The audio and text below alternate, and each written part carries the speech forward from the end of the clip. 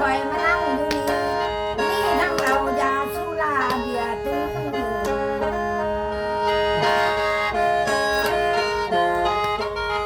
คุณเอ้ยบ่ลืมคุณเด้อละเจ้าลืมถึงเท่าแก่สาราทองอันมื้อนี้สาวมาลำบ่มีหยังให้แทนบุญคุณตอบเดียวแล้วสาธุอายุเจ้ากายยืนยาวมันอันนั้นกันถึงขนาดเบิดทั้งผัวเมียลูกและเต้าให้ยืนมันสู้คนท้อ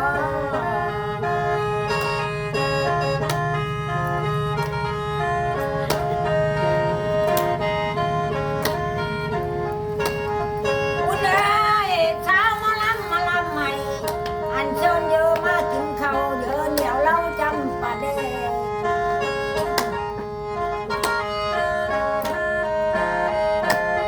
เพลงเอ้ยอันนี้แล้วมีทั้งไก่ต้มทั้งจำแจ่วหมักน้ำ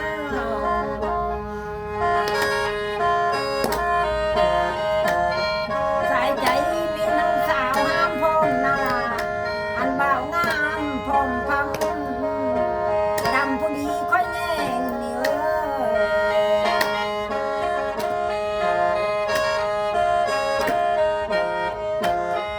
คุณเอ้ยในมื้อนี้สาวหมอลำนี่นายกแต่บ้านกำเคนผ่ากิ้วคำผู้ใดใส่ใจประสงค์อันน้ำเรือเศร้าคันข่อยพันเพโจธาใจประสงค์อยากเห็นหน้าวัวเจ้าข่อยข้าวกล้าแข้งผล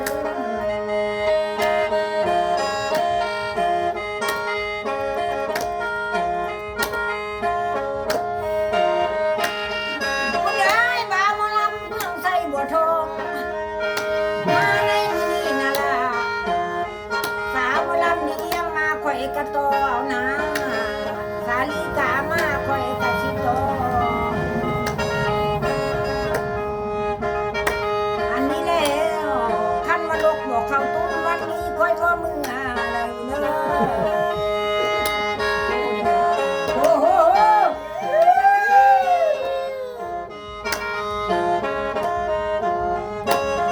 คุณเอ้ยมาเห็นเจ้ามื้อนี้ค่อยอยากเข้าทาง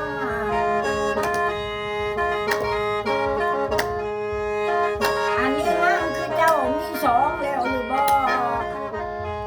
โอ้ยทั้งนั้นกะสู้บ่ล่ะทั้งพี่กะสู้ดาราบ่แต่งดอก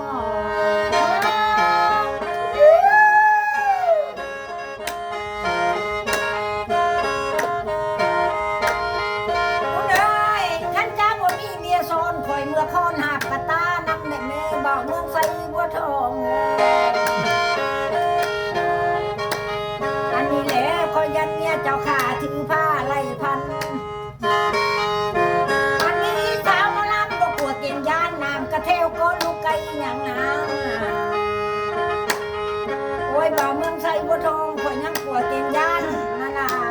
ตั้งแต่น้ำไผ่น้อยเจตากาป่องเคยเที่ยวไอ้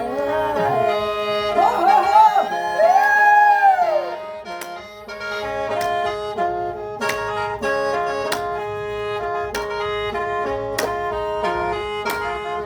คุณเอ้ยสาวหมอลำมามื้อนี้สิถามเบิ่งเจ้ายันเป็นคำพาพ่อแม่เจ้ายังหลายยันจะเป็นชายชนลูกเมียเจ้าเต็มส่วนคุณเอ้ยวัดมากวามาถามหมอลำน้องเป็นเมียสองซ้อนบอลน้องหมอลำเลยเป็นเมียสองเจ้าก็ได้เมียชายคอยก็เอาโอ้ยจังแม่นม่วนเลยพี่น้องเอ้ย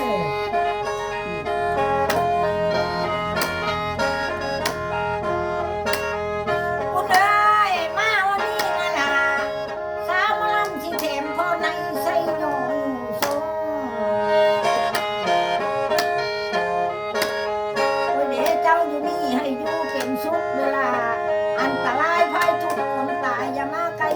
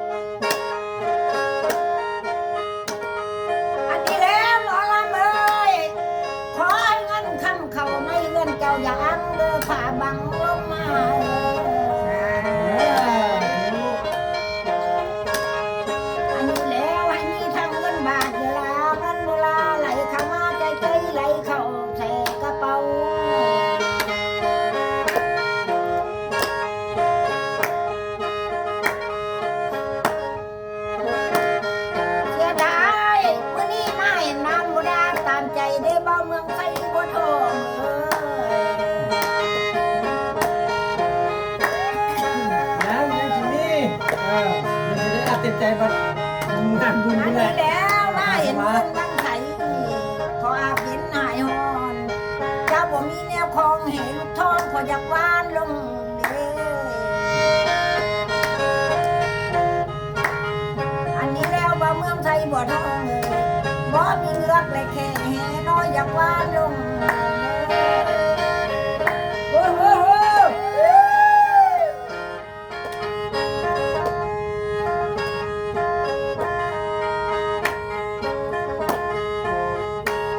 คุณเอ้ยมื้อนี้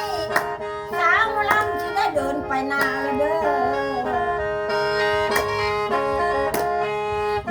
อันนี้ไปหากินป่าหนองไม้เด้อเบามึงใส่บ่ท้องเลย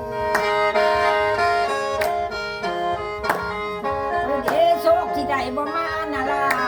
คว้าที่ใดคอยบ่ได้จังเวิ้นเข้าบอน